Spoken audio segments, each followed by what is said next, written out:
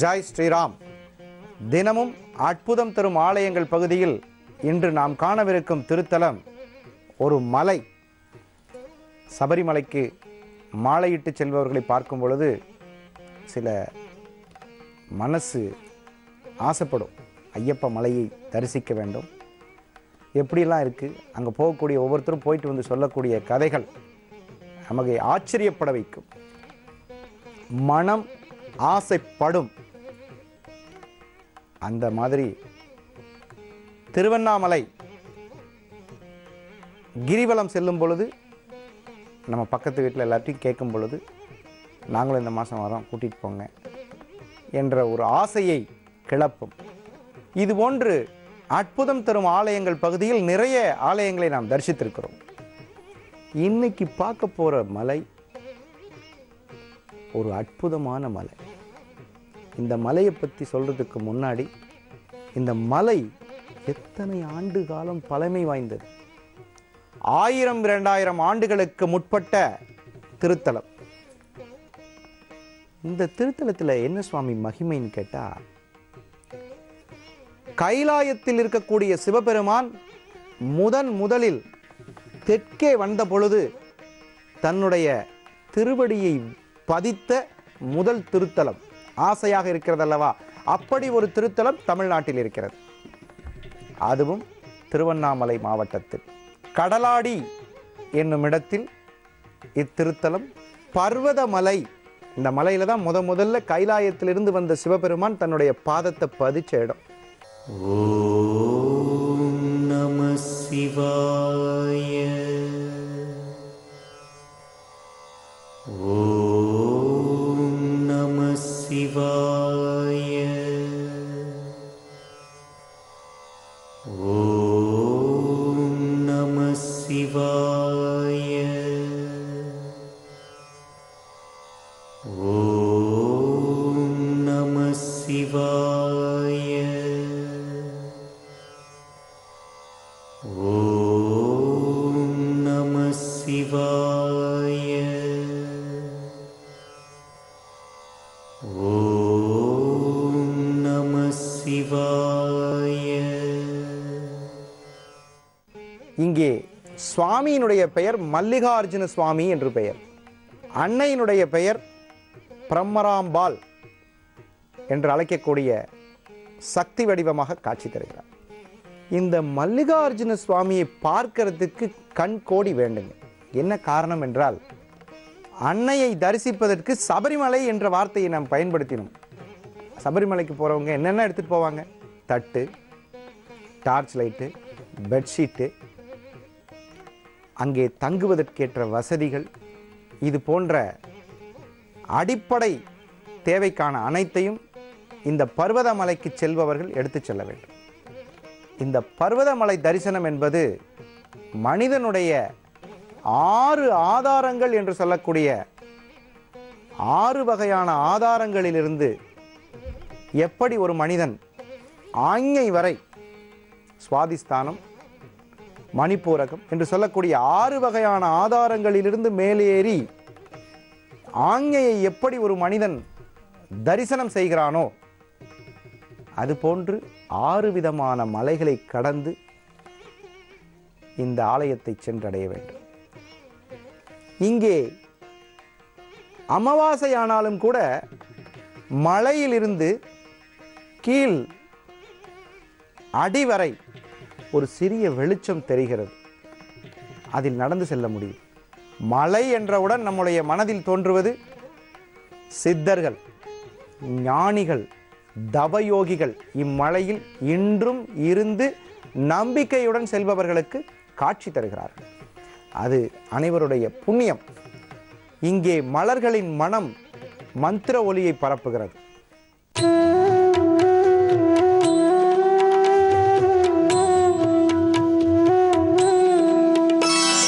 ब्रह्ममुरारि सुरार्चितलिङ्गं निर्मलभासित शोभितलिङ्गम्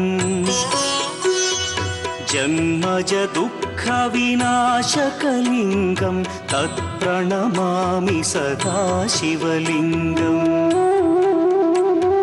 देवमुनिप्रवरार्चितलिङ्गं कामदहन करुणाकरलिङ्गम् रावणदर्पविनाशकलिङ्गं तत्प्रणमामि सदा शिवलिङ्गम्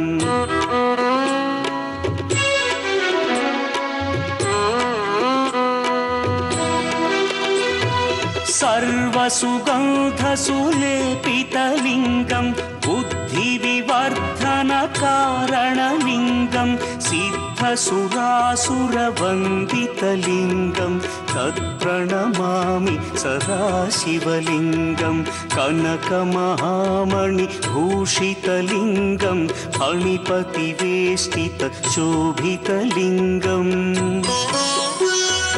दक्षसुयज्ञविनाशनलिङ्गं तत्प्रणमामि सदा शिवलिङ्गम् कुङ्कुमचन्दनलेपितलिङ्गं पङ्कजहार सुशोभितलिङ्गम् सञ्चितपापविनाशनलिङ्गं तत्प्रणमामि सदा शिवलिङ्गम् लिङ्गाष्टकमिदं पुण्यं यः पठेच्छिवसन्निधौ शिवलोकमवाप्नोति शिवेन सह मोदते. படிக்கட்டுகள் மூலமாக வந்தபொழுது அதிகமான கஷ்டங்கள் இருந்தாலும் கடப்பாறை பிடித்து ஏறிய பொழுது கடினமாக இருந்தது. இருந்தாலும் இந்த மேலே ஏறி சாமி தரிசனம் செய்ய ஆர்வத்தோடு நாங்கள் சென்று கொண்டு இருக்கிறோம். வர்ற வழியில் கம்பிலாம் ரொம்ப சிரமமாக இருக்குது. அந்த சிரமத்துக்கு இடையில் கூட நாங்கள் சாமி தரிசனம் பண்ணணுன்ற ஒரே இதோடு வந்திருக்கிறோம். ரொம்ப மன நிறைவாக இருக்குது.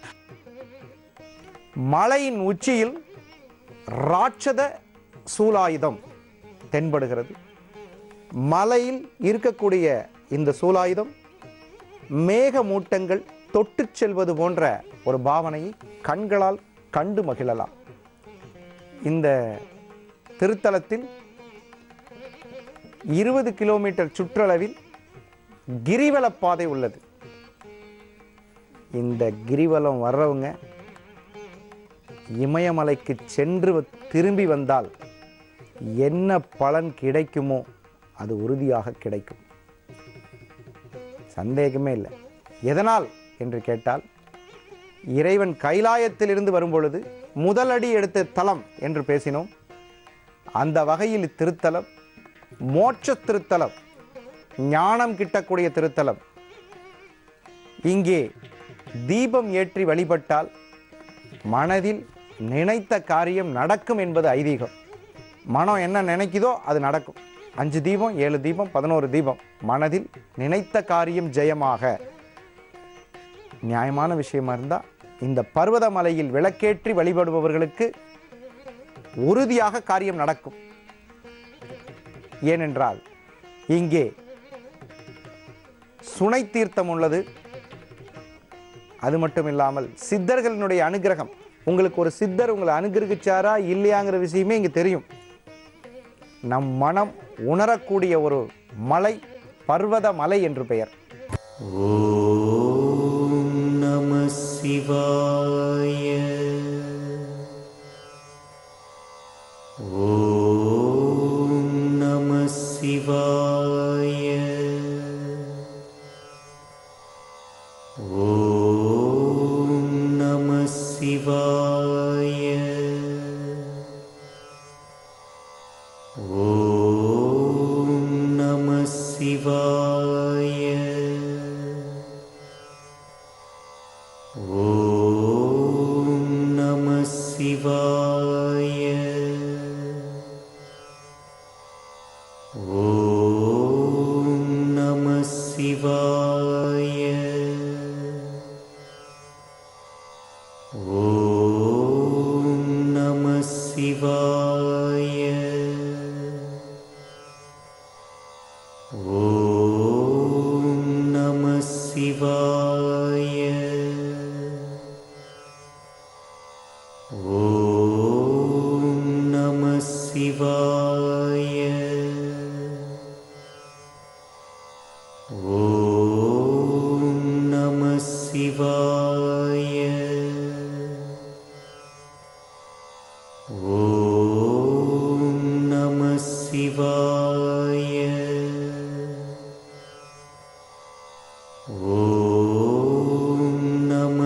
சிவாய. ஓம் நம சிவாய. ஓம் நம சிவாய. ஓம் நம சிவாய. ஓம் நம சிவாய. ஓம் நம சிவாய. ஓம் நம சிவாய. இந்த கோயிலில் ஒரு விசேஷம் என்ன என்றால், அன்னைக்கு முன்னே சிவன் இருக்கிறார். அந்த சிவனுக்கு கற்பூர ஜோதியில் காட்சி தருகிறார்கள். அந்த கற்பூர ஜோதியை காட்டும் பொழுது நம்மளுடைய மனக்கண்ணில் கற்பூரத்தில் சூலாயுதம், நாகர், இவையெல்லாம் உடுக்கை, இவையெல்லாம் தென்படும். ஹரஹர ஹர மகாதேவ் என்ற மன நம்பிக்கையுடன் போலோ நாத உமாபதே சம்போ சிவசங்கரா என்று சொல்லுவார்கள் என்ற மன மந்திரத்தை சொல்லி அதை கண்ணார காட்சி பெறலாம். அது மட்டும் இல்லாமல் அன்னையின் கன்னத்தில் ஒளி வடிவம் தெளிவாக தெரியும். நம் கண்களுக்கு விருந்து மட்டுமல்ல, நாம் செய்த பாவங்கள் பொசுக்கப்படக்கூடிய ஒரு இடமாக இருக்கிறது. செய்த தவறுகள் மன்னிக்கப்படக்கூடிய ஒரு இடத்தை தேடிதான் மனிதன் ஒவ்வொரு நாளும் நடக்கின்றான். அந்த வகையில் பர்வதமலை மன்னிப்பு வழங்கி புது வாழ்க்கையை தொடங்க காத்திருக்கக்கூடிய அனைவருக்கும் அன்னையின் தரிசனமும் மல்லிகார்ஜுனரின் தரிசனமும் பெரும் பாக்கியத்தை தரும். 6 மலை என்று சொன்னோம். அதில் 6 ஆதாரங்களை தாண்டி சொல்கிறோம் என்று சொன்னோம். கடலாடி மெத்தக மலை, புற்றுமலை, கடற்பாறை மலை, குமரி நெட்டு மலை, கனகச்சி மலை என்று சொல்லக்கூடிய இந்த மலைகளை தாண்டி 6வது மலையாக பர்வத மலையை தரிசனம் செய்யும் பொழுது அன்னை அழகுற காட்சி தருகிறார். சதுர்பி ஸ்ரீகண்டை சிவயுபதிபி பஞ்சப்பிரவி பிரபெந்நாபி சம்பூர் மூலப்பிருக்கிருதுபி சதுச்சத் வாரிம்சத் பலசத்தர கலாச்சார திரிலய திரிரேகாபி சார்த்தம் தவசரண கோணா பிரணதா. 6 கோணங்களில் அழகாக காட்சி தரக்கூடிய அன்னை இங்கே அழகுற காட்சி தருகிறார். கண்ணார கண்டு மகிழ கண்கள் போதாது என்ற கவலையை நமக்குள் ஏங்கச் சொல்லும். இந்த கன்னத்தின் அழகு அழகுற காட்சி தரும். அங்கே அன்னை பாவம் போக்கும் பர்வதமலை அவதாரியாக இருக்கிறார். நான் இருக்கிறேன் அன்னை, என்னை வணங்குபவர்களுக்கு உங்கள் பிரச்சனை தீர காத்திருக்கிறது. இந்த மலையை பற்றி பேசிட்டு இருந்தோம் இல்லையா? இந்த மலை ஒரு முக்கியமான விஷயம் என்னன்னு கேட்டால், ஒரு முறை இந்த மலையில் இருக்கக்கூடிய சிவாலயத்தில் கற்பூரம் ஏற்றி ஆராதனை பண்ணால் 365 நாள் இந்த ஆலயத்திற்கு வந்து சென்றதாக ஐதீகம். எப்படிப்பட்ட ஒரு விஷயம் பாருங்க, எவ்வளோ ஒரு அற்புதமான விஷயம். நிறைய பேர் கேட்பாங்க, ஒரே விஷயத்தில் எல்லா பிரச்சனையும் தீர்றதுக்கு ஒரு முடிவு சொல்லுங்க சாமி அப்படி நிறைய பேர் கேட்பாங்க. அந்த மாதிரி வாழ்க்கையில் ஏற்படக்கூடிய அனைத்து இடர்களும் 365 நாள் சிவபூஜை செய்த பலன் கிட்டக்கூடிய ஒரு ஸ்தலமாக இருக்கிறது. அது மட்டுமா, 108 சிவாலயங்களுக்கு சென்று தினமும் தரிசனம் செய்தால் என்ன பலன் கிடைக்குமோ, ஒரு முறை பர்வதமலை ஏறி அன்னையை தரிசனம் செய்தால் இந்த பாக்கியம் கிட்டும். சுவாமி, நீங்கள் எப்பயுமே ஒரு கோயில் சொல்லும் பொழுது அந்த கோயிலினுடைய வழிபாட்டு ஸ்தலம் சொல்லுவீங்க, வழிபாட்டு முறை என்று சொல்வீர்கள். அதை இன்னைக்கு என்ன தெரிஞ்சுக்க போறோம்னா, சாது தரிசனம் பாப விமோச்சனம், கோபுர தரிசனம் கோடி புண்ணியம். சாது தரிசனம்னா என்ன? ஏன்னா இங்கே சித்தர்களை பார்க்க போகிறோம்.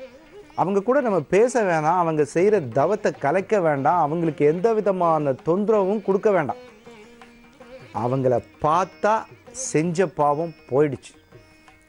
சாது தரிசனம் பாப விமோச்சனம். எவ்வளோ ஒரு அற்புதமான வரி பாருங்க.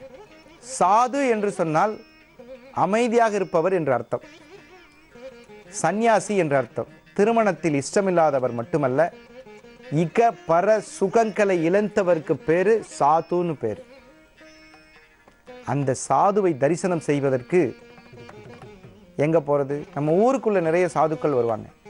அவர்கள் ஒரு வகையான சாதுக்கள். அவர்களுக்கு அன்னதானம் இதெல்லாம் நம்ம கொடுக்கலாம், அதனால் புண்ணியம் கிடைக்கும். இந்த மலையில் இருக்கக்கூடிய சித்தர்கள், சாதுக்கள், இவர்களை தரிசனம் செய்வதால் நினைத்த காரியம் நிறைவேறும். அவங்க பார்த்த உடனே நேத்திர தீட்சைன்னு பேர். நேத்திரம்னா கண்ணு, தீட்சைன்னா அருள் பாலிக்கிறதுன்னு பேர். அன்னையினுடைய சேவகர்களாக இவர்கள் காவல் தெய்வங்களாக குடியிருக்கிறார்கள். ஓம் நம சிவாய. ஓம் நம சிவாய.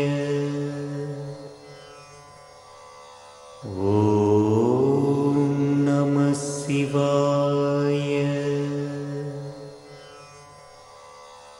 ஓம் நம சிவாய. ஓம் நம சிவாய. ஓம் நம சிவாய. ஒரு பூமியில் முதலில் சிவபெருமான் இமயமலையிலிருந்து காலடி எடுத்து வைத்த இடம். ஒரு நாள் தரிசித்தால் 365 நாள் தவம் செய்த பலன். 108 சிவாலயங்களுக்கு செல்லக்கூடிய அப்படிப்பட்ட ஒரு திருத்தலம்.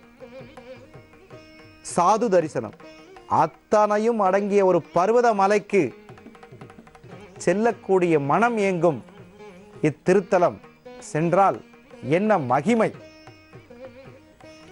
பாபம் போயிட்டாலே வாழ்க்கையில் வெற்றி. வாழ்க்கையில் மாபெரும் நல்ல நிலையை அடைய விரும்புபவர்கள். நல்ல நிலை என்று சொல்லக்கூடியது வீடு, பேரு. வீடுன்னா நம்மளுடைய இருக்கக்கூடிய வீடு இல்லை, சிவாலயம் என்று சொல்லக்கூடிய சிவனின் காலடியில் சென்று சேர்வது சரணாகதின்னு பேர்.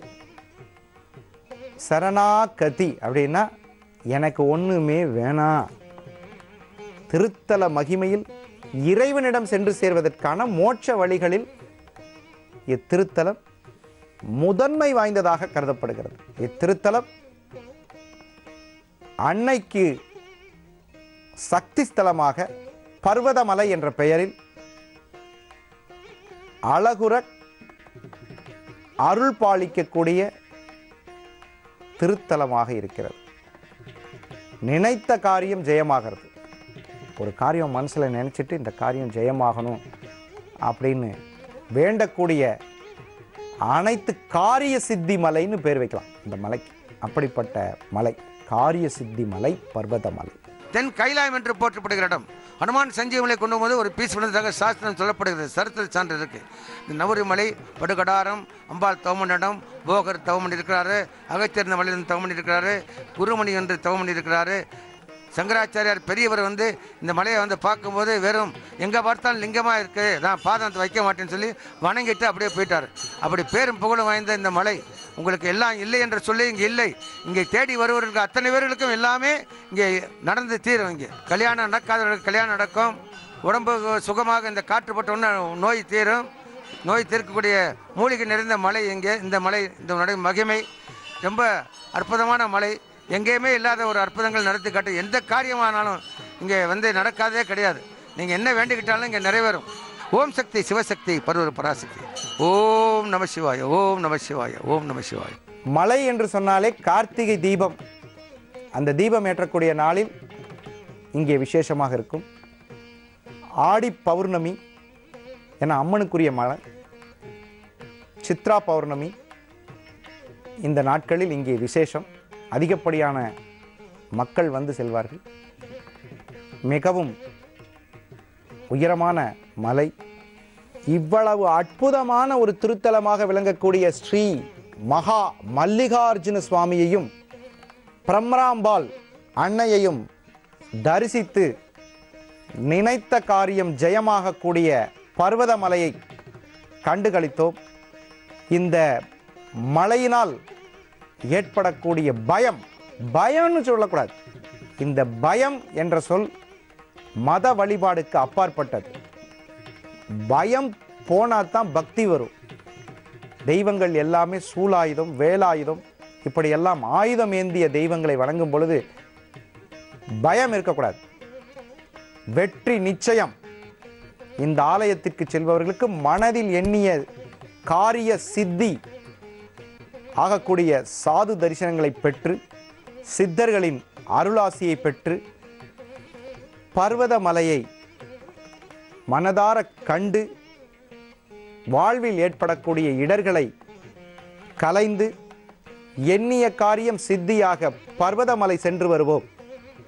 மீண்டும் நாளை காலை அற்புதம் தரும் ஆலயங்கள் பகுதியில் உங்களை சந்திப்போம். நன்றி, வணக்கம்.